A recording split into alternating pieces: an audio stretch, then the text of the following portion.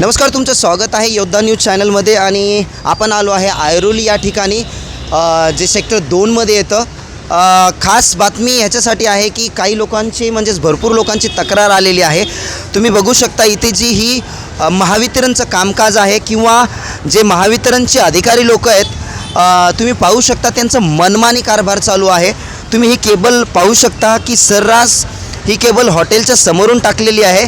आणि जर पाहायला गेलं तर ही केबल जमिनीच्या आतमध्ये कमीत कमी 1 ते 3 फूटमध्ये पाहिजे, पण यांनी असंच मनमानी कारभार तुम्हाला पाहायला मिळतं आहे. जर आपण ह्या केबलची किंमत बघितली तर ही कमीत कमी 1500 रुपये मीटर आहे.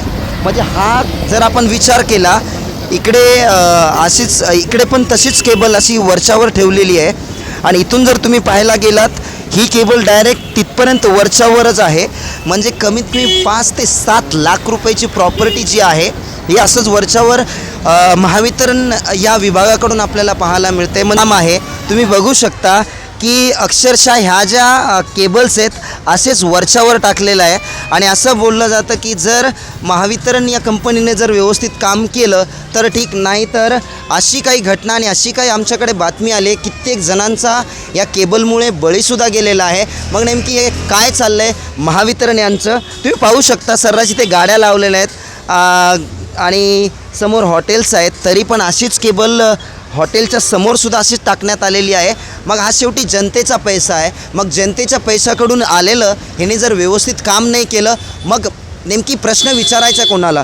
हा जो जनतेचा पैसा असून ह्या केबल ज्या उघड्यावर ठेवलेल्या आहे त्यांनी ऐरोली सेक्टर 2मध्ये घेऊन आलेलो आहे. तुम्ही इकडे पण बघू शकता की इकडे केबल वरच्यावर सडायला पण लागलेल्या आहेत. ॲक्च्युली बघायला गेलो तर ही केबल जमिनीच्या आतमध्ये पाहिजे, कमीत कमी 1 किंवा 3 फूटपर्यंत पाहिजे. बघा ही अवस्था, हे आहे महावितरणचं काम.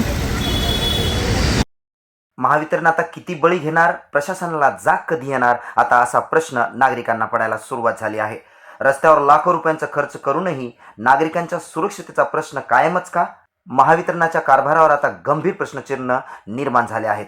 आता आमचा थेट मुख्यमंत्र्यांना सवाल, या प्रकरणावर कारवाई होणार का, की प्रशासन अजूनही डोळे झाक करणार? पाहूया पुढच्या बातमीमध्ये. तोपर्यंत पाहत राहा योद्धा न्यूज.